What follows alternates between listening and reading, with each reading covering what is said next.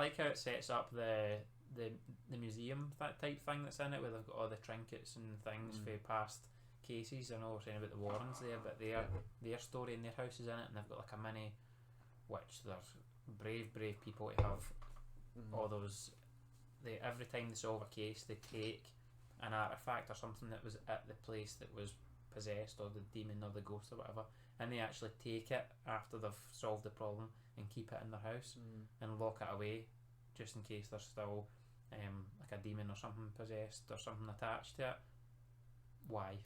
Why would you? Because they kept that the wee music box. The music box is the thing they keep for that. They've got Annabelle, which came out as its own film. Annabelle's in a big case. She makes an appearance in this at the first one. Yep. Is it a painting with a nun? Is there no? Or is that in Conjuring 2 where they find the painting with the nun? The nuns for years ago, like the nuns for olden times. Right. But the demon comes back again recently or whatever it is. But the painting is just like, that's what Ed's done. Ed's like, I keep seeing this thing in my head. He done the painting. He drew the painting, and she's like, I know what that is. That's the demon that's fucking haunting us. But they keep coming back to that museum and other films and stuff, and it is really, really good. And pretty much they could pick anything in that museum and make up a story about it, and I would want to know. Easy, man. Like if they made a film about anything in there, so that is pretty much what they're doing with the Conjuring universe. They're just keeping going with all the different things that are involved in making other stories, but they're all really, really good. Is there anything else? What do you think about the cop and the sound guy? Mind them? So there's like, they get like, when the mom starts to get like possessed and stuff, they want to investigate it a bit more.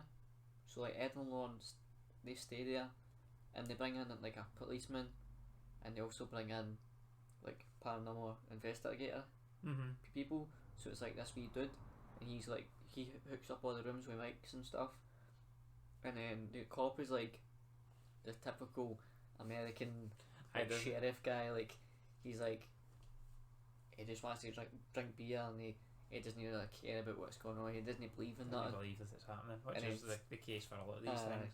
But stuff starts to happen, and like the wee guy's like, do you believe it now? And he's like, obviously trying to play a tough guy all the time, and doesn't really do it. But at the end, like he goes, like he steps up his game, man. He gets like fucking bitten with a demon and shit, but then he's like, he carries the family through it, man. He's like, but it's a good dynamic they have. Like they're really funny. There's one point as well. It's like they think they're capturing something as well, and you hear a noise happening, and then a door slowly opening, but it's just the cops being in for a shite in the toilet. He's like, what? I had to go. But it's like just fucking funny. Again, it is good when they put a wee bit of comedy in it. You're expecting a scare, and then something funny happens. It's always priceless.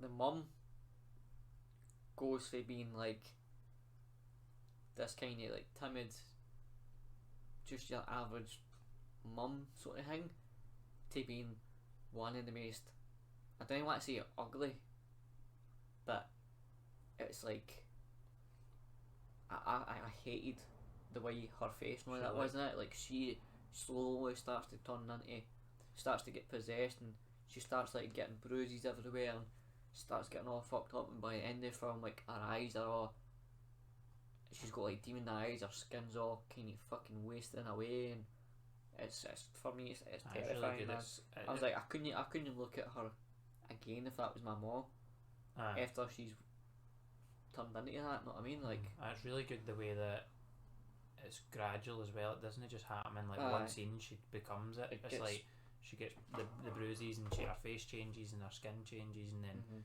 she starts like snapping at them and being like angry and aggressive, and it's like bit by bit until eventually she gets totally possessed, and then they have to do an exorcism down in the basement, and then I'm sure if I've not watched in ages, but there's like, it's the basement starts getting like flooded and stuff at bits, and that as well. I'm sure stuff starts happening in the basement. It's like all the crows start to fly in the windows and stuff, and all the stuff around them just starts like getting demolished and breaking and all that, because she's like, they attach her to the chair, put a sheet over her as well, and a rope around her, but then at one point she starts just like levitating up in the air, and then fucking breaks down and all that.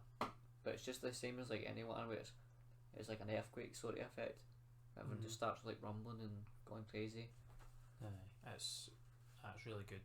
It's that, and especially I know I've brought it up already. That wardrobe bit is possibly up there with one of the best jump scares I've had. I know jump scares are personal sometimes. Like sometimes something that would terrify one person, you wouldn't get a reaction for somebody else. Like, but that one got me. That one got me bad. Yep. But it was good. So I would just probably say a big bit fear for that one. If we're going by our scale for earlier. I was a big bit fear for that one day, man. Like, I've watched it so many times. I watched it again probably last month, I think. And even though I know everything that's happening in it, it's terrifying to me. I love that whole universe. The Nun, Annabelle's, like, it's great. And there's going to be a third one coming out as well. Annabelle? No, Conjuring. Conjuring. Because Conjuring 1 and 2's out, and there's got number 3 was meant to be out already, but then. And I'm trying to remember. There's been 2 Annabelles, 3 Annabelles? I think there has been 3 Annabelles. I think there's been 3. 3 Annabelles. There's like Creation. Maybe only 2. There's 2 or 3. I can't remember. I know I've seen Annabelle at the cinema, but I also seen it at one of the drive-through horror movies. Where you just drive in and they play the film through your speaker, and you just sit and watch it. And that was a good experience as well, even though it was Annabelle again, which I'd seen before. But it was really good. It was around about Halloween time. It was pitch black outside, and just drive in your car and you get the sound through it. Would you not do that? I don't know if I could do that. We need to do it. We need to do it when it'll come back. Like, I'd be terrified in case somebody came out the window. You know what I mean? Well, somebody comes made to the sure window, it was locked, but not a chance. Anyway, somebody would probably be just being a troll, man. Just fucking chap your window or something. Slap the back of your motor. Chatting people's windows, and I'll be keeping a fucking baseball bat in the back of my motor just in case, man. It's not too bad because there was something like 80 cars or something like that at the one I was at, and they've all turned their lights off and stuff, but you can see everybody in their car, so it's not too bad. But it would still give you a fright if somebody like battered on the side of your car or something. Is there anybody shagging? No, that I could see. No, I couldn't see anything. I think somebody was shagging like a fucking wee honey. At a horror film though. Doesn't matter. Oh well. We came out. I'll be doing if I ever got that in. You never know whatever floats your boat, eh? So what's your next one that you're wanting to bring up? So my next film is going to be Insidious, which was came out in 2000. Well, it came out originally in 2010, but I think that was just like one of the kind of festivals where the show we hang at, and then it officially came out like in America and everywhere else in 2011. It's another one directed by James Wan as well, who did fucking Conjuring. James Wan is probably. Is he the Blumhouse? Is he Blumhouse? Is that the Blumhouse ones, or is he? I think so. Or some of the ones that are Blumhouse productions, or he's like. See, whenever I see a trailer for a horror film and it's directed by James Wan, I'm like, that's one for me. Like, I love pretty much all the stuff that he does, so I think he's probably my favourite horror director. So next one's going to be Insidious. Let's go and watch the trailer.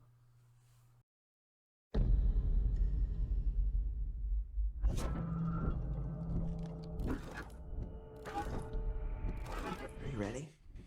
Yeah.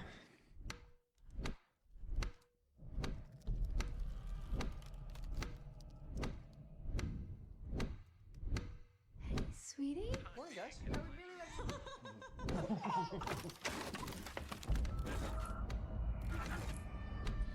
He's not in a coma. They don't know what to call it.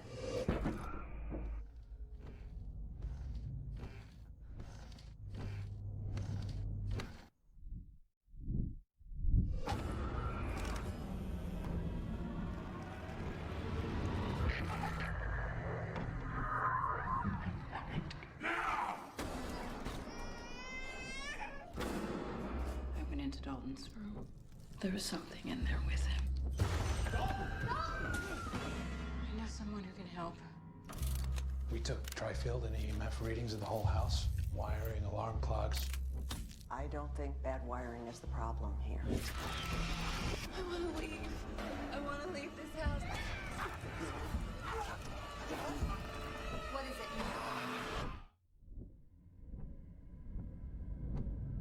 It's not the house that's haunted.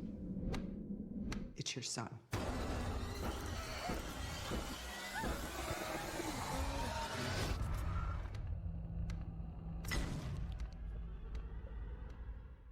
And we're back. So that was that was the trailer. So we just seen the trailer there for Insidious. So Insidious used to be my favourite horror film of all time. Was it? Aye. For like a good few years, this was my go-to. If anybody asked me what's a horror film to watch, this was the one that I would always tell them. But it wasn't until I went back this past year and watched it again that I kind of, it's not that I didn't enjoy it as much, it just, I didn't have the same feel. But at the same time, I've watched this easily 15 times. Right. Like, I've watched this a lot. Like, so for me, it's kind of, I know every wee bit of it, and So it's not as so scary. it's not as bad anymore. But I still love it. It's just like the actors in it are great. Like, so you might have noticed the dad for this film is also the dad from The Conjuring as well. Mm-hmm. James Wan obviously likes the actors in it, so he's brought them along for this as well. Yep. But in this, he plays a totally different role as a dad in it. It's like it's night and day. He's fucking brilliant for being able to change for that, because the films are only like 2 years apart, and he's playing pretty much the same role as a father of a family that's been haunted, but the way that he does it is totally different. So he's really good in that as well. So just some things for the trailer that we've seen there is right at the start, the wee guy climbs up the ladders and breaks through it and falls back, and when that happens it sets him into a coma, or that's what they think sets him into a coma. It's not really a coma, but that's what the doctors say. So that happens right at the start of the film, and what I've wrote is, don't climb ladders, you wee dick. Right? He just goes into the attic on his own in this brand new house. The door swings open by itself, and he thinks, oh, let's go see what's up here, and then tries to climb a ladder that's fucking old and wasting away in that. I have to play devil's advocate here though and say, What, you'd do that, would you? no, honestly, I will. No, I probably wouldn't do that, but I'm saying, as a kid, if you're in somewhere different or that, you do go exploring, you do go and have a look. Hey, when he finally wakes up, he says, I was just trying to fly. But you're not going to fuck. It's just a kid's curiosity. I know, it's a bit of curiosity, but still, don't be a fucking idiot. You know what I mean? So aye, that sets him into a coma. But really, he's into the place that what they call the further. So it's essentially like sleepwalking, but you're still sleeping. Do you know what I mean? Like it's no your physical body that's sleepwalking. It's your. It's a wee bit like he's in conscience. limbo. It's like he's in limbo, so it's like it's out of body. So people get this, like they can do like astral projection and stuff like that in real life. Or like, I actually went to college with a boy who says he can kind of like control what he dreams about. The astral plane. Like no, that shit. Like it's not like this film, but like Right. he says like when he realizes he's in, like you know how when you realize you're in a dream. See, when I realise I'm in a dream, I usually wake up like that. I'm like, Right. oh shit, I'm dreaming. Boom. Right. Right. Obviously, people have like sleep paralysis and they wake up, but their body didn't. Mm-hmm. This boy from college is like when he realises it, he can do whatever he wants. And like it's not like he doesn't lie about shit. Like he's no. I know that sounds stupid as fuck. Like to be honest, I was like, shut the fuck up. What are you talking about? So he's saying he can tailor his dreams to do what he wants. I can kind of tailor them a bit. He didn't wake up when he realises it. Whereas as soon as I realise I'm dreaming, I'm up. Sometimes if I'm hearing a scary dream, I can't wake up. Honestly, man, see the amount of times I've been chased or something by a like fucking demon, and then I eventually wake up, man. It's fucking. The ones that I wake up for, if you're getting chased or something happening, and you either fall or you fall off of something, I'm up like that as soon as you hit, or you get close to hitting the deck or hitting the floor. But the other thing that I do, I don't know if this links in at all, is if I'm having a dream, but then I wake up for it, I'm like, oh, I'm dreaming. Sometimes I'll go back to sleep and I'll go right back into the same dream. I'll get that sometimes. What usually happens is I'll be having a fucking fantastic dream, usually about shagging or something. I try to go back to the dream, it doesn't happen. But I wake up for a bad dream, go back to sleep, straight back in it, getting chased again, getting fucking murdered or whatever. Round You know what I two, mean? ding ding. So I know what you mean, man. Like, I try to get back in it, doesn't work. Many times I woke up for sleep shagging is unbelievable. I can't get back into it, man. But anyway, so that's the story. He goes into a thing. He's stuck in limbo. He can't wake up. He wanders away from his sleeping body, and so it's his dad. He used to be able to do that when he was a kid, but he can't remember it anymore. So they bring in Lin Shaye, who is like the grandmother of fucking horror. She's been in films for years ago, and she's fantastic. I love her in every fucking horror film that she's in. And she knew the father when he was a kid, and she gets him to go back in and try and find the son. So what we're gonna, I'll just talk about a couple more things for the trailer, because the film is good. I would suggest go and watch it. That the baby monitor. See that bit when she's got the baby monitor, and then she hears like, what did it say? Like, just how it's go or something, or like, or don't. I can't mind what it I can't shouts. remember exactly what it is, but it does shout But in the something. film, man, that is fucking terrifying. It's so loud as well, because she can hear whispering or something like that, and she's like, what is that? And then she's looking upstairs, and then the thing shouts. She bolts it. See if that was me, and I started hearing whispering on my baby monitor, I'd be straight up to the fucking room to see what's going. Like, how's the whispering on the fucking? Aye, who's? Or I would tampering just be it. like, fuck this, I'm out here. Bye bye, baby. Right. I wrote baby monitor should be getting fucking binned after that.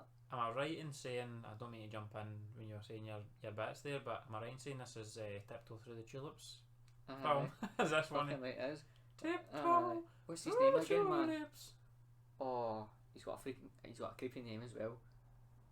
What, the can't wee The guy who demon sings it? thing? No, the guy who sings that. Like, that's a real fucking song. I know, by a real- Tiptoe Through the Tulips, and it's like the bit when they play the song, the windows open and the mum's walking through, and they've put, it's like the record players going in, it's Tiptoe Through the Tulips, and she turns it off, but then somebody runs down the corridor behind her. I do remember You that. might see the music video for this song now. I might just fucking clip this into this podcast, because that's an actual guy, and he's creepy as well in real life. And the actual The guy that sings it. music, is it a music video or the guy that actually sings it? The guy that actually sings it is creepy.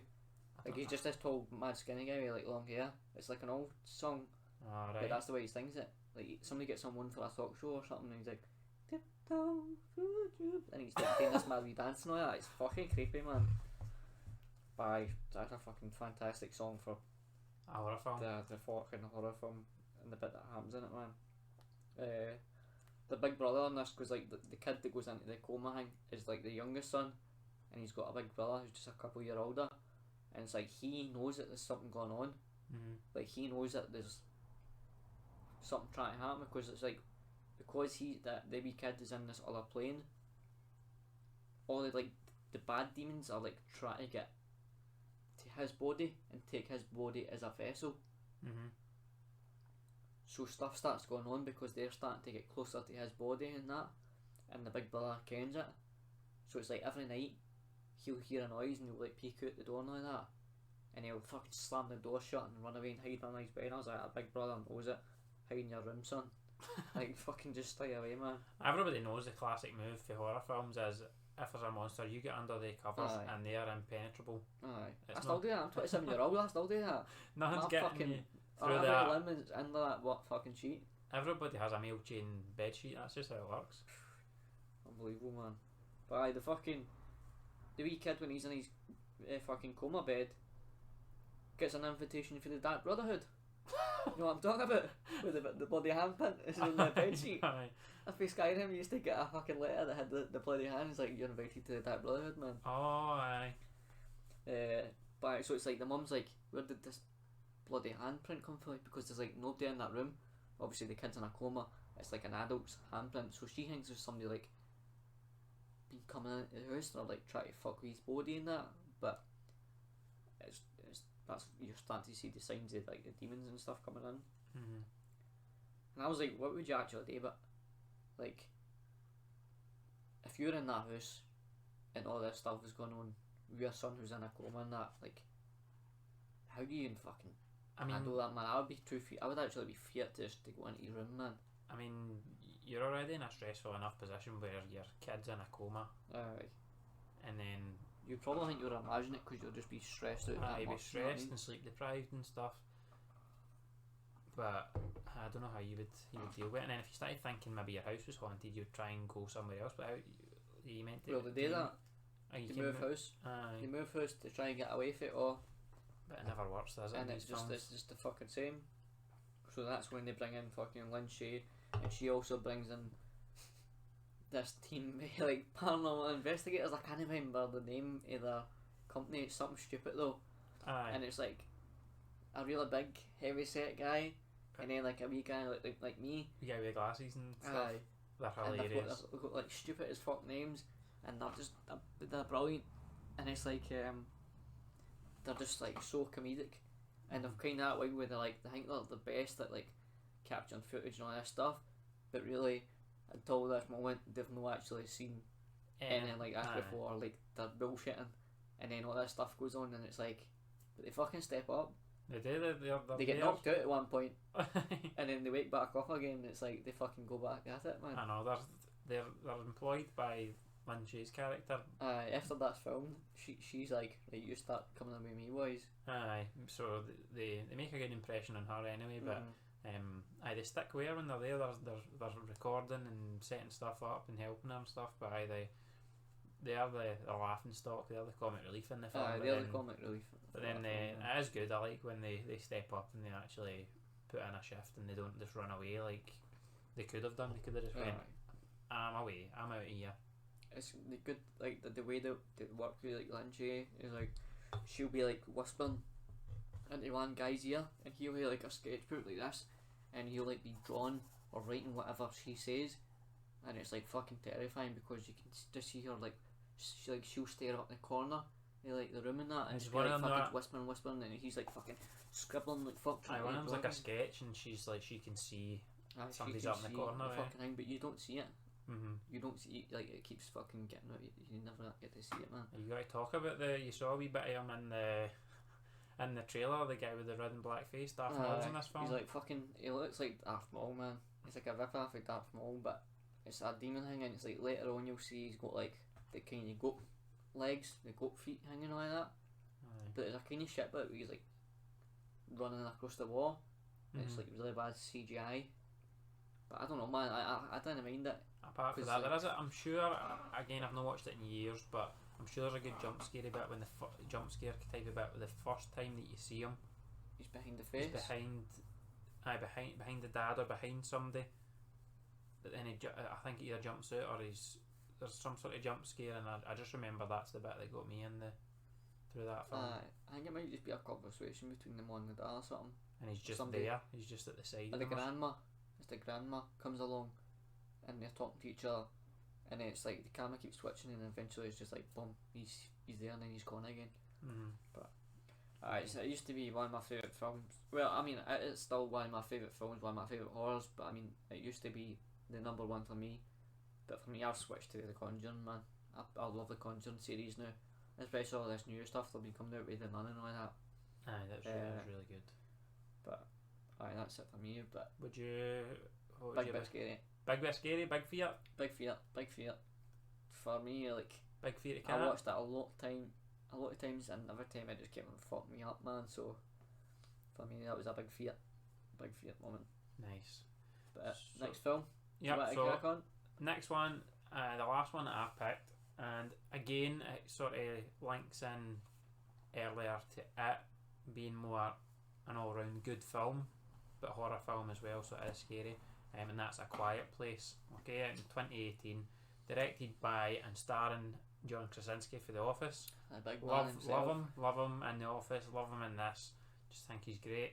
And his wife Emily Blunt as well. So we'll watch the trailer first for that. Let's go.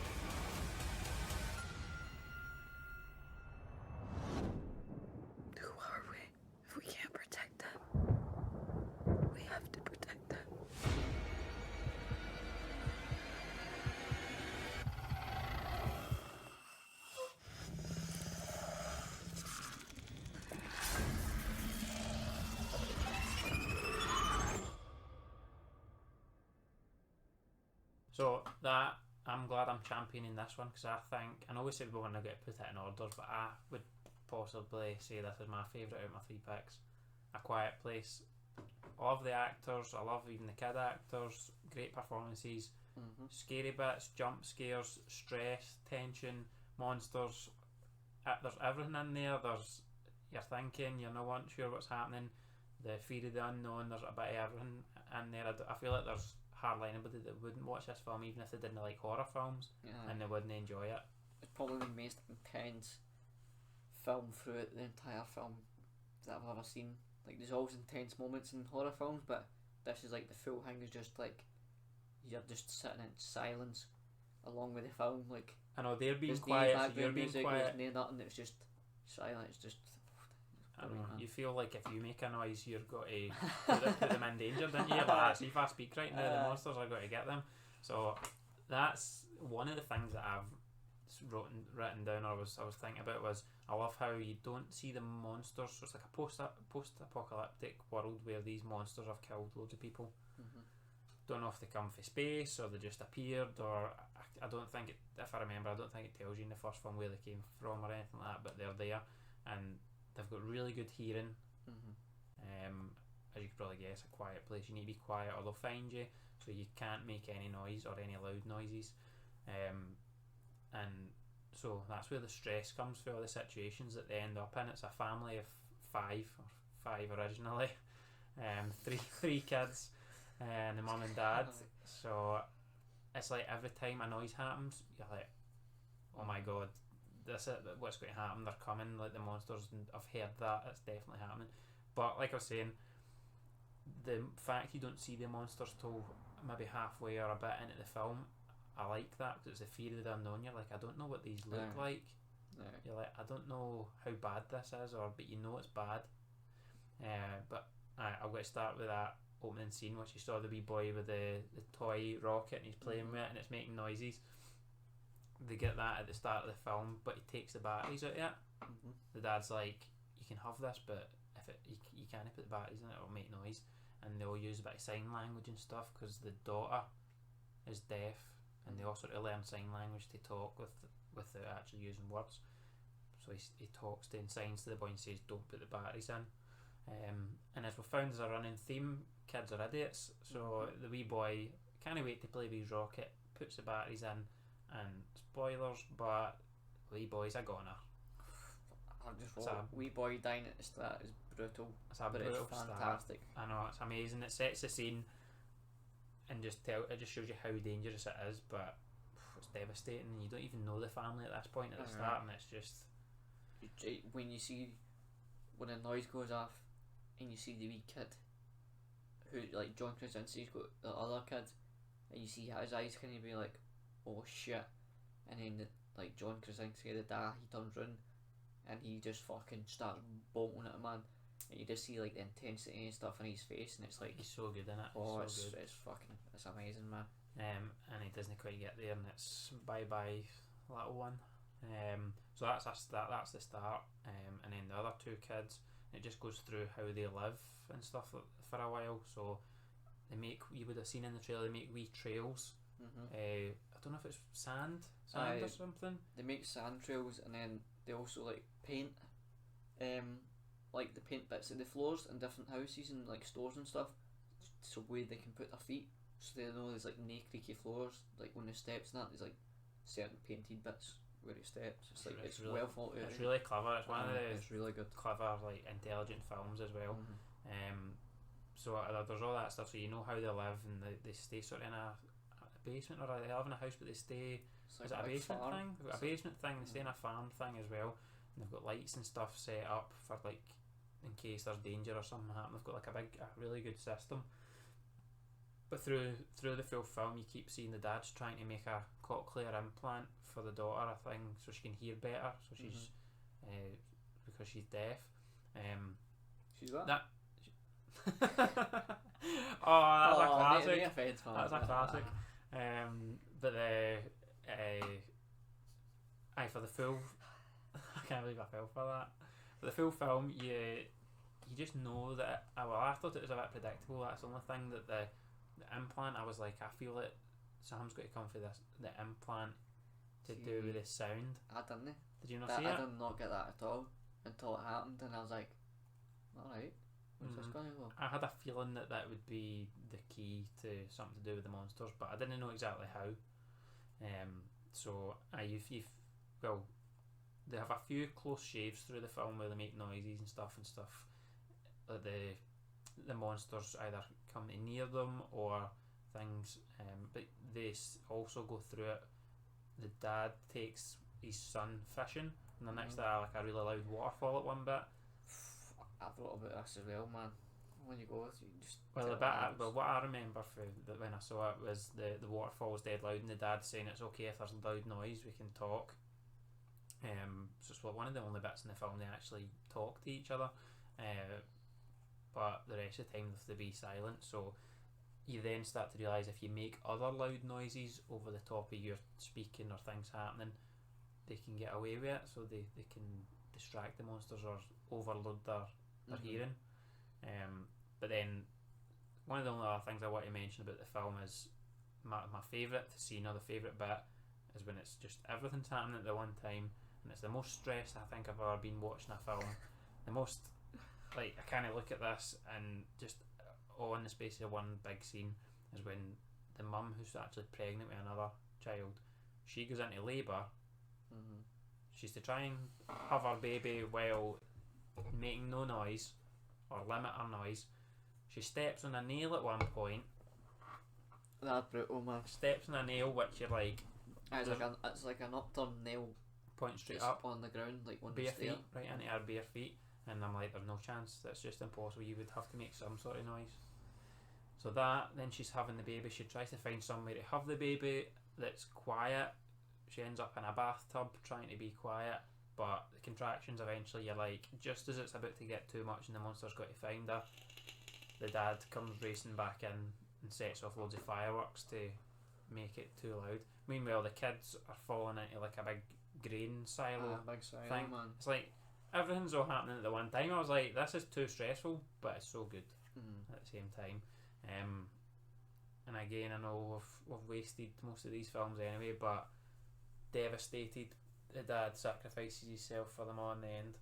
Spoiler again, but devastated, Big Jono takes one for the team and saves everybody, and they eventually use the cochlear implant for the girl. They use that, and when they like reverse the sound, or like when they turn the frequency right up, it hurts the monsters, and then they open their mouths or something like that. It exposes their inside. Their insides, and then the mum, who's like the biggest badass in a film ever, has just had a baby and comes out with a shotgun and starts killing all the monsters. Aye, popping caps. So I love it. Love that film. Is there anything for that one that I forgot?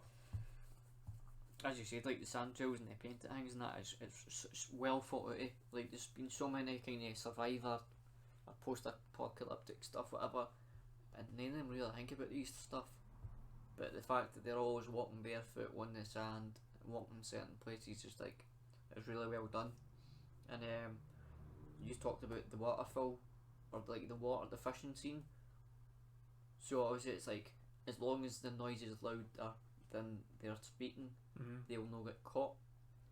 But the dad takes the kid to like a waterfall bit, and they go in behind it, and he just started, like the dad just starts screaming, and I was like, oh shit, they're going to get caught. And the wee kid's the same, he's like, no, dad, no. And he's like, no, it's fine, it's like, it's a waterfall, it's like really loud, they're not going to hear us. But I was like, fuck you, are you kidding me? Imagine you're just doing that for a fucking laugh. Is that like a dad joke? And imagine the things that there was this one just sitting down at the water, and it just heard, you know what I mean? I was like fucking, oh, that seemed like got me, man. I know you about that one. But it was good because it was just so intense all the time, and it finally gets to this moment when they can actually talk, and he just starts screaming. I was like, holy shit, man! Like, I can't believe he's doing this. Fucking madman.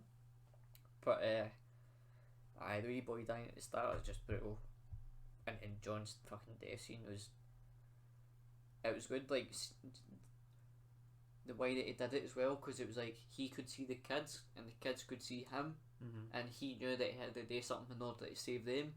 So he says like, "I love you" In sign in language. sign language to the kid, and the kid's like, "No, didn't do it," and then he just goes like fucking, like he just starts screaming, and obviously like he fucking dies. But it was like, that was so fucking intense, man, when that was happening. Like, it's kind of sad, you know what I mean? But it was fucking, it was a fantastic film, man.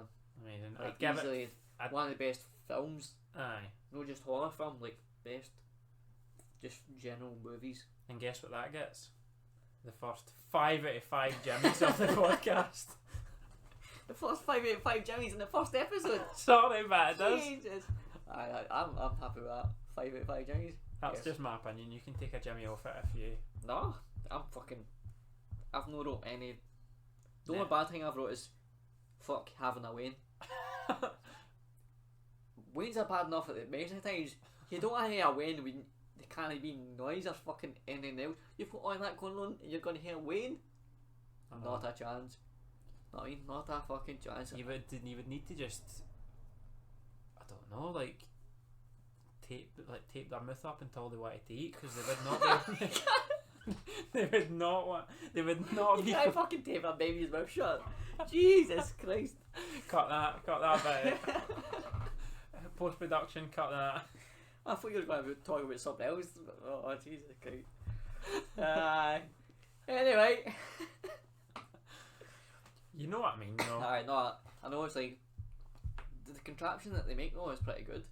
We didn't speak about that. Do you remember that? The baby, they It's would like- keep the baby in. Aye, I think you see it more in the second film trailer than you do in the first one, because it's like they make it like an actual wee.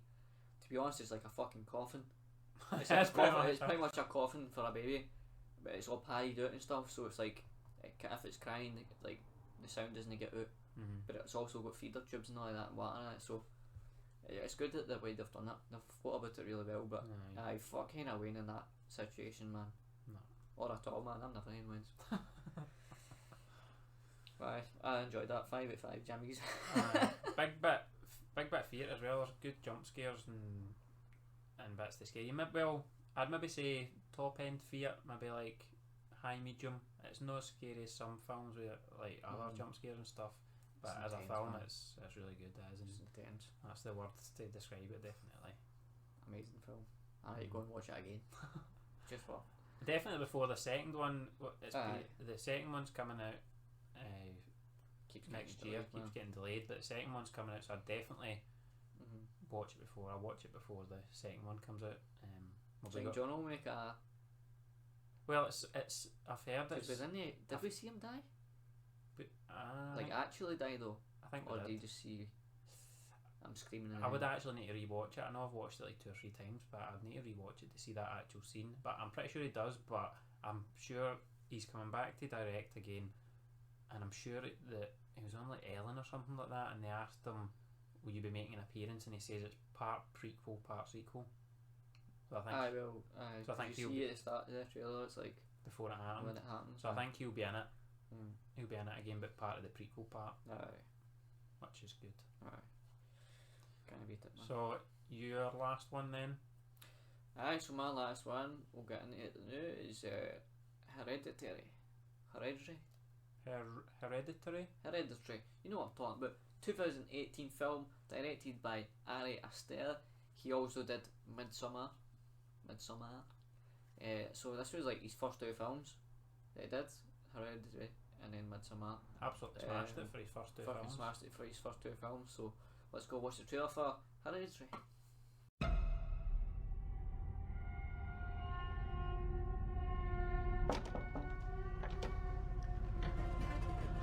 Come on, Peter. Let's just do it.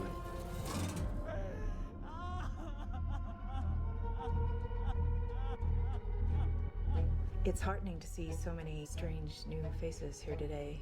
I know my mom would be very touched and probably a little suspicious. My mother was a very secretive and private woman. It's Grandma. You know you were her favorite, right? Even when you were a little baby, she wouldn't let me feed you because she needed to feed you. She was a very difficult woman, which maybe explains me. I recognize you from your mother. What? Sometimes I swear I can feel them in the room.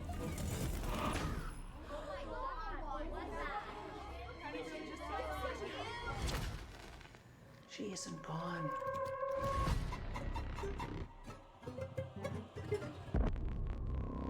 She had private rituals, private friends. Who's gonna take care of me? You don't think I'm gonna take care of you? But when you die, And she wasn't altogether there. At the end.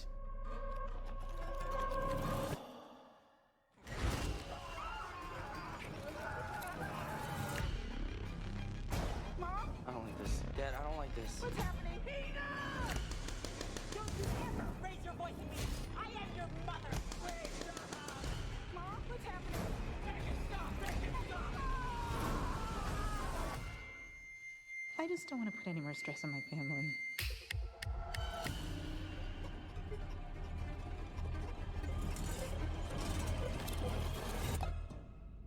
So that was the trailer for Hereditary, 2018, directed by Ari Aster. Even that trailer is fucking terrifying for me. This is one of the biggest hitters for me in a long time. So I'm just gonna go straight to my notes just to. This one had a big effect on you, didn't it? This one had a big effect on me, man.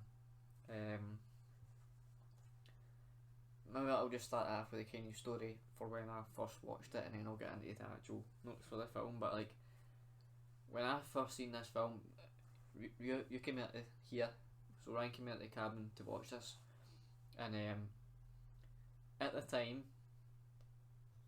I was not sober. I'll just say, I'm sober now. I've been clean as a whistle. But at the time we watched this film, I enjoyed some other things in life, and so I was a bit more, I don't know, I was a bit paranoid about certain stuff, and so when I was watching this film, I was already terrified watching this, man. I was just like, it was hitting me hard, it was pure dark and stuff, and at one point, I kind of stopped to go and make a cigarette, and something was happening in the film, which Ryan seen it, and it was like, so you see like the mother starts going crazy and stuff, and she was like hiding up in the top corner of the screen, and I just happened to be sitting under the TV at this point, like rolling my cigarette. You weren't You're like, holy shit, like you reacted to it, and I just kind of like looked up and seen it, and I was just like, not fuck this, man, and I just went, I think I left the cabin and just went and had a smoke. You needed like, a couple of minutes. I just needed a couple of minutes, and honestly, like after watching this film, I didn't watch a horror film for I think at least 5 months, like, because I think we watched it in like November, and it wasn't until about April when I first started watching horror films again. You nearly packed it all in. I nearly ended my fucking horror career after that film. I was in a bad mindset at the time. The film was fucking terrifying, and I tried to watch this film 4 times, like on 4 different nights, like after all this, and every time I got about 5 minutes into the film and I turned it off. I couldn't do it, so I ended up having to watch some older films, some different films. Like I ended up watching like Conjuring again, Insidious again. I watched the Paranormal Activity films, the ones that I really loved, and I knew everything that was going to happen in them, so I was already prepared for it. And I started to ease myself back into horror, and then I finally watched Hereditary again. When I did finally watch it again, like, it wasn't as bad. Like, I was alright with it. Like, I listened to this other kind of podcast as well, and they did like an intense episode on it. So because I had listened to that a couple of times, I knew it was coming up. I knew what to expect, and it wasn't so bad. But for me, that's fucked me up, man. Like, it hit me really hard. This one, I was just. So it was just for me. It didn't hit me as hard because it was like I wasn't obviously in the same situation as you at the time, but it was just a jump scare, but it was a really good jump scare. But it was just the way that she was up in the corner, and you were basically you're sitting on a chair underneath the TV as if she was above your head, and then when you looked up the way, it was like she was dangling above you, and it must have been. I was just tripping, man. I was out of the game. It was just a different experience, that film, for you than me, I would say. But it is a good film, though. It's like, what you want to say anything before I get well, into it? the main bit that it's maybe cutting into your list of stuff a bit, but the main thing that I didn't see coming, and it was a shock for me, was when the brothers were coming back for a party, and the brother and the little girl that's in it, he'd picked her up and was driving them back, and it was just spoilers. Aye, big Big spoiler. But it was one of the biggest like effed up bits in a film that I didn't see coming. Neither did she, and and she puts her head out the window when the brother's driving and hits like a lamppost thing, like a pylon road sign thing, just decapitates herself. The brother's driving along, she sticks her head out and she gets decapitated, and that's what leads the spiral for the brother and the mum and stuff in the film to start losing their mind and getting possessed by, I don't know if it's her angry spirit or I can't quite remember the ins and outs, but I know I feel a bit about it, but so it's that bit was just like what the I like a shock factor. That's why I love like Game of Thrones and stuff. I love when stuff happens that you don't expect, or characters that you think are in it for the long haul are just wiped out. I love stuff like that. What else have you remember for that? So I'll start through like earlier on. So obviously, like as you've seen in the trailer, like the mother, like the main kind of female character in it, she's at a funeral. She's doing the eulogy, like, so that's for her mother. So that's like, this isn't the only funeral that's in this film. Just to start with, it's got fucking multiple funerals in it. So you already think it's a fucking somber film. But she's talking about like she's surprised that there's so many new faces, and like she doesn't really know anybody there, and that her mum's very secretive and stuff. And it's like, just get somebody else to do the eulogy to start with. Like she hated her mom. She's talking about like she doesn't ken all these folks. Her mom's secret about stuff and all that. It's like, just don't talk. Get somebody that actually knows how to fucking do it and all that. Plus, like, if you're seeing all these random people at the funeral that you don't know, how do they know it was her funeral at that time in that place? Like, she should have been like questioning stuff right at the start, because we'll find out later that they people, they're all part of a cult basically. That's what it is. And like right at the start as well, when so that funeral was right at the start of the film, that opens with that, and you see the wee girl in it that we were talking about before. She does like a clicking noise, like, can you do it, like, or something? Like she just does a fucking, she just does a click like that. So that's like part of. I remember how she's in, because she does it in that car as well, and she's like. So that's like part of a demon thing. It's like, I can't mind what the demon's name is, but like basically if that's kind of try to like control you and stuff, that'll click. So that's why you see her click. I just thought it was something. I just thought she had a tick. Like it was like a fucking, you know, what's that thing called? Tourette's. I thought it was like Tourette's or something, but it's to do with this mad like demon thing anyway, right? Also in the thing, she was like talking to the kid. At the start, she was like, "Oh, you always knew like you were your granny's favourite kid and all that." So she was even like your favourite that much that she wouldn't let me feed you. She had to do it herself. I'm like, how is that old fucking granny feeding Dwayne with her tit? Or breast.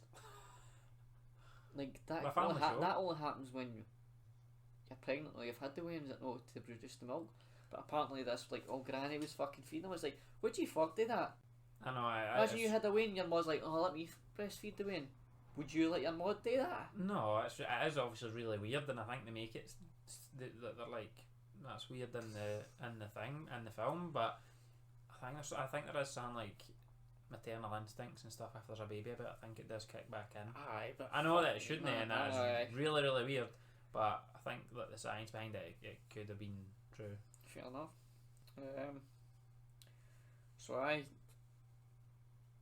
So about the part with the kid in the car accident was like, so the boy who's like a few years older than the girl in it, like he's like wanting to go to a party, and the mum's like, the mum doesn't know how to be a ma. I think I've actually wrote that. I wrote ma can't ma, right? So mum can't mum. Right? She doesn't even know how to fucking handle her veins or nothing. No. She's just like, she's like, she's terrible. Like, I mean, she's a good actress. But the character as a mother just doesn't know how to do anything right. She's going through a tough time and all that. She's a weirdo, and she's weird, man. She just, and so she's like, I take your wee sister to the party, and she's like, no, I don't want to go to this party. Like it's like a teenage, like an older teenager's party. She's too young for it anyway. And she's like, I'll take your sister to the party. So the guy's like, you fuck it, come on then. So they drive to this party, and so the dude like meets up with his pals and that. He's like, right, just go and fucking hang out there. Don't do anything stupid, whatever. And he goes away and fucking starts blazing up, gets high with his pals and that. And she's like, she sees a wee cake sitting on the table, so she's like, fuck it, right, I'll go and have a slice. But it turns out it's got nuts in it. She's allergic to nuts. Oh, I forgot right, that. So she starts. So she walks into the room where he's sitting, it's like smoking a joint and that. And she's like, fucking, I can't breathe. And he realises, he's like, oh shit, she's fucking having anaphylactic shock or whatever it's called. Mm-hmm. So he gets in the motorway and fucking starts rallying it to like, to either get to the hospital or get him or whatever. So he's going like fucking driving fast as fuck. When he's high, he's a bit fucking, like it's not that bad when you're fucking driving, but she can't breathe, so she tries to stick her head out the window, as you say, to get air because she's having this fucking shock in her throat. Like a dog when you put the window down. Aye, and then fucking boom, right into. It's like you don't see nothing either. That's what makes it so good. You don't see it. You just see them driving, and you see her sticking the head out like that, and then it cuts, and you hear the fucking thud because she's like coughing. Mm-hmm. You hear her coughing, and then it just goes silent, and he slams the brake on, and he doesn't look either. I'm sure, like in the mirrors or something, you do see like a body slump or something like that. Do you know? No. Do you not see anything? No. I just. It's not till later on you see something. Oh right. But in the film, like. Why? Because then he eventually he looks at it, doesn't he? It goes for a bit. It's like he stops, he slams the brakes on when it goes quiet. And like he doesn't do nothing. He just keeps on staring forward, like he knows he's like paranoid and shit. He's like high. He knows something's fucked up. And then he just starts driving. He drives home, and he just gets out the car and goes up to his room and lies in his bed. And his mom gets up the next morning and goes out to the car. And that's when you see there's just that decapitated fucking body there. As I remember now, it is. And eventually they find a head, and it's like the head's all covered in fucking ants and like wee beasties and all that. But it's like, it's so fucking intense. Like the way the wee guy just like, he knows he's like, he knows she's died. He's good but at it. He doesn't look at it. He doesn't do nothing. He just keeps driving, man. He plays it perfect at that, but he's really good. It's like fucking. So after that, the boy kind of starts seeing things, or he starts seeing a bad time. Like he's seen in the trailer, like he looks at his reflection, and like his reflection, he's smiling, but he's not really, and then he starts fucking slamming his head off the desk and all that, and he's terrified. And it's like, that's just brilliant, man. The actor is amazing. The fucking the mother. By the way, I probably should have said this ages ago. Ma means mum or mother. I say ma. Your ma and your dad, your mother and your father. She's just so annoying, man. She's screaming all the time. She's just, but it's so good. Like it's just good acting. Mm-hmm. But it's like it kind of makes you hate them all a wee bit. You do hate her, but I think they purposely want you to hate her the way that it's all set up, because the boy and the mum don't deal with grief very well. But the family's terrible. Like the family's just a fucking terrible family, terrible at dealing with grief. Is there a dad in the picture? I can't remember. The burning man. Oh, aye. So the dad's the only sound guy. the dad tries to be cool with his son and the Wayne, and he tries to keep things calm with everybody. Mm-hmm. But the reason he dies is because eventually the mum finds like a book or something, or a picture. I can't quite remember. She tries to burn it and sets herself on fire. Mm-hmm. So she grabs the book back at the fire and that puts herself out. And so when she realizes that if you burn this book, it burns you, Mm-hmm. she gives it to the fucking husband, the dad, and says, "Go put that in the fire for me. I can't do it." Sets it in the fire, and then fucking he dies for it. So she's starting to go crazy now and this and stuff. As you would. But eventually, man, she's like starting to get to there. She's gone mad. And like the wee boy's still grieving for killing his wee sister and that's when you see fucking Spider Mum up in the corner, like stuck up here, man. So he's like he wakes up from his sleep, it's still dark, and he's like looking about his room like, I can kind of hear something, and his mum is just like stuck to the corner of his room. But then the camera turns and it's like you see her like crawling along the wall. That was fucking terrible, man. Because it's like she's been put on a string and she's just doing that, and they've just moved her across, and that was really bad. Like they fucked up with that. Like you see, if they took that wee fucking 2 second scene out, it would have been a perfect film for me. But that kind of fucked it a wee bit for us. Ruined it a bit, yeah. So he sees her and knows something's wrong, and so he starts trying to run, and she's chasing him like fuck, man. And you see at one point she's like fucking banging her head in the trailer. She's actually like upside down because he runs into the attic, and she's upside down clinging onto the attic, fucking rattling her head. And when I was watching that bit, I was thinking about Mama. Imagine Mama doing that to me, and I was in the attic and she's rattling her head. That's what freaked me out, man. I was like, fuck me, man. Like this film just fucked me up, man. It sounds like you've got mum issues now. You like scared of your mum. No, my mum's fucking tiny, man. Honestly, my mum's like half the height of me, and I'm tiny as it is, you know what I mean? But it was like, for me, it was just, I don't know, man. I was paranoid as fuck watching this film, man. It fucked me up big time. And eventually the boy's like, nah, fuck this, and just dives out the window and tries to kill himself. It doesn't kill him though. And so he gets fully possessed by this demon or whatever it's called. Goes up to the fucking treehouse that you see in the trailer. His maw comes floating along the ground and floats up and into it as well, and he becomes like crowned the leader of this mad cult that's about this demon. I will say the ending confused the life out of me. It's one of the weirdest endings. That's one thing that why I maybe didn't pick it in my 3 is it is good. It's good some creepy bits, scary bits, good acting and shocking bits, but the ending I was like, what has happened here? Where is this? What is actually happening in front of my eyes?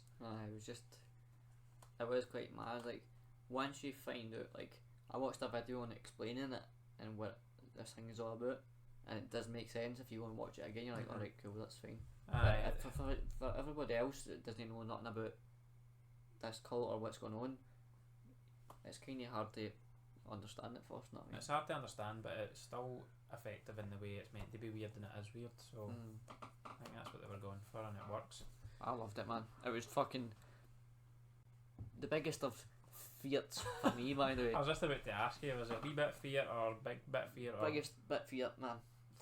For me, it was fucking terrifying. You know what I mean? When I finally got around to watching it again fully, it wasn't as bad. But I think just for that one experience, that's the most fucked up I've ever been fucking watching a horror film. And it was just a bad time for me, man. Honestly, it was like fucking 5 months. 5 months! It took me to watch a horror film again after that. Honestly, man, it was terrifying. I don't think I've had any affect me in that way exactly, apart from, as I said, sleeping with the light on once or twice. That's happened to me. Or people are going to watch this film and be like, what's wrong with you, Jimmy? It wasn't even that bad. But it's like, honestly, man, you probably get ripped for it and be like Hereditary's and all that scary. But it does depend on how you're feeling at the time, your headspace and what's happening. Go take a bunch of drugs and then watch that film. I guarantee you it'll fuck you up a wee bit. But the 6 of them, if you've not seen any of those, go and watch them. That's what I would say. Those 6 films are our recommendations for the past 10 years, which you might not agree, you might have different views on it.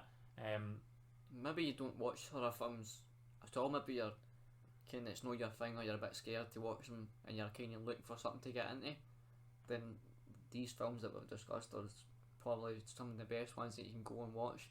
Some of them aren't that scary, as we've said, like Stephen King's It and A Quiet Place.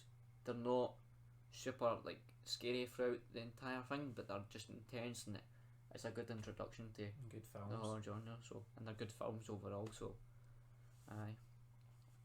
You want to give some honourable mentions that didn't quite make the list, or? There was a couple that I've got here which we might talk about at a later time, or I don't. We've went quite long already, so I don't want to go into them too in depth. But I'll just say some of them, or I'll read a couple, and then you can say some of yours as well. But there's one recent. There's a short film called Host that we watched only a couple of weeks ago, I think it was, and 2 weeks ago we watched it. A horror film, totally filmed through Zoom. So it's a Zoom meeting horror. It's only about an hour long, so if you want a quick one, that's a really good one. There's one called It Follows that I really liked as well. It is a weird premise. It's basically a demon that gets passed as an STD.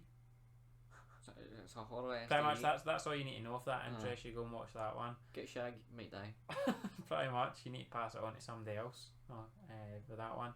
And also, if you're into A Quiet Place, if you like that, if you've not seen Bird Box with Sandra Bullock on Netflix, I really like that. It's another tense, stressful one. Instead of it being hearing based, this time it's a similar idea, but you can't look at the thing, so it's cover your face for Bird Box. And the last one that I mentioned, but you already talked about, Insidious. I really like the last key, one of the later ones. I think it's maybe the 4th one. I'm sure Insidious, the last key is the 4th one in the installment. Yeah, I think that's based on Lynn Shays, and a lot of that one I think it's mostly based on her, if that's the right one I'm remembering. But that one, so that was a couple of ones that I would have talked about if I didn't pick the 3 that I did. They're all good ones, like especially like you spoke about Bird Box. If you liked A Quiet Place, definitely watch Bird Box. Bird Box is the equivalent to A Quiet Place, but it's just different sense, pretty much. A couple of ones that I really liked was Child's Play, which is a Chucky film. If you've never seen Chucky, so I've never actually sat and watched any of the Chucky films before. When I was a kid, one of the Chucky films was on when I was staying at my grandparents' house, and I was like, fuck that, I hate dolls. I still hate dolls to this day. My gran used to hate these wee dolls in the bedroom, and I used to fucking hate them. I couldn't sleep there because they were there, and I seen Chucky.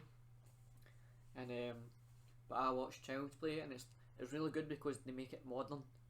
Because I was thinking to myself, like, how can they still make Chucky films? Like, how can they make this wee doll thing like scary in the way that it is? But they make it good. Like, it's got AI. It's like an actual wee like AI fucking doll. Like, it's got like Amazon Echo sort of style thing in it. And there's loads of good kind of like horror references and stuff in it as well. And it's quite funny. It's got loads of like comedy bits in it. And the kill scenes where like Chucky actually kills people in it is amazing.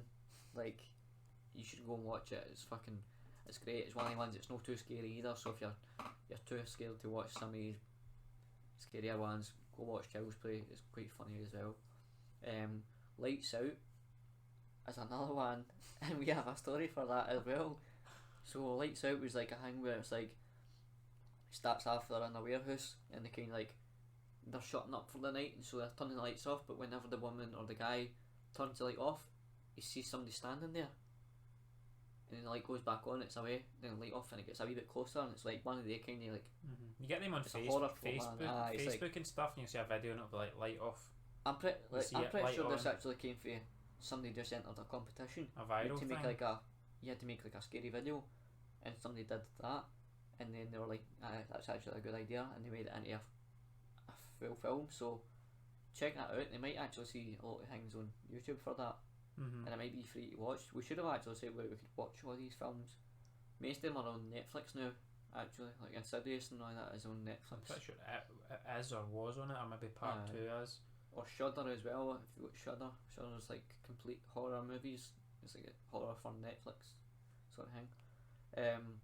But so me and you went to go see Lights Out at the cinema when it got released, and like, was it even halfway through? Maybe even no. Probably about halfway. Halfway through the film just stopped, and we thought it was like part of the film or something. And we're like, what's going on? I just when they come back on, so we went to go out to go and get somebody, do we know? Like to go and say like this film stopped, and we went outside the cinema room, and all the lights were off. It was all black, and we were like, what the fuck is going on? They actually had a fucking power cut when we were watching this film about Lights Out. So everybody in the cinema was fucking terrified coming out of this place. They had to get these fucking flashlights out to guide us out of the building, and all the fucking girls are like screaming and shit because they were terrified. And it was like, what's the chances of you going to see a horror film about Lights Out and then it gets a fucking power cut, man? I know. Lights Out. It was unreal. Although we missed half the film, we got a refund and stuff, but we never saw the rest of it. I watched it later, but it was worth it just for that experience and that story. Literally a film about the lights going out and there's a power cut. You actually kind of write it. I thought it was a joke to start with. I'm like, nah, they can't be serious. And they started getting their refunds. I'm like, well, fucking hell, like, you were getting pranked or something about being on like a TV show or something. That was really good. But there's plenty more films, man. Like, we've been talking about the best films for the past decade, 10 years worth of films. We can't obviously speak about all the ones, so that's your kind of big hitters for the past decade. And I'm sure some of you will agree with the list we've made, and I'm sure some of you will fucking hate them.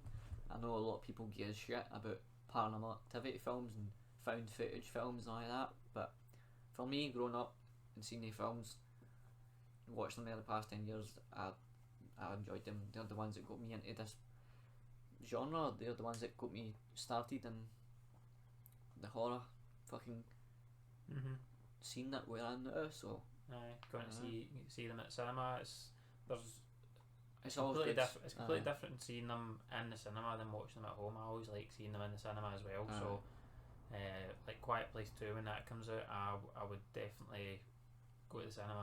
I'm not going to watch that at home. I'm going to go straight to the cinema and see that. So a completely different experience. It's so good, and that's why I really enjoy horror films. It's just a different experience than a normal film. While you've got this time, go watch horror films. Get yourself used to it if you're not used to watching horror films. Build up your tolerance a wee bit. I know, it definitely. And then helps. by the time we can go see films in the cinema, it'll be 10 times better, man. The sound that you get, the experience, you know what I mean? It's so much better. But I think that's about us for this episode. Any last words you want to say? No, not really. Just happy days. I've enjoyed it. Hope you have me back. Hope I'm not fired. I appreciate you being here for the very first episode. We will have you back again because we want to talk about. Well, I want to talk about horror games with you because we've had a lot of experience playing horror games together. I was almost too scared to play them myself until Ryan came along and we started playing them together. So and look at you now. Games, now I'm a fucking horror game Twitch streamer. So we'll have you back again. We'll talk about some horror games and maybe even some films that we're looking forward to. We could talk about some films that are due to come out, what we expect from them, and watch some of the trailers. And I really hope do a wee review. I know you've talked about some ideas, but if you have go more in depth into sleep paralysis, I'd like to be on that one. Oh aye.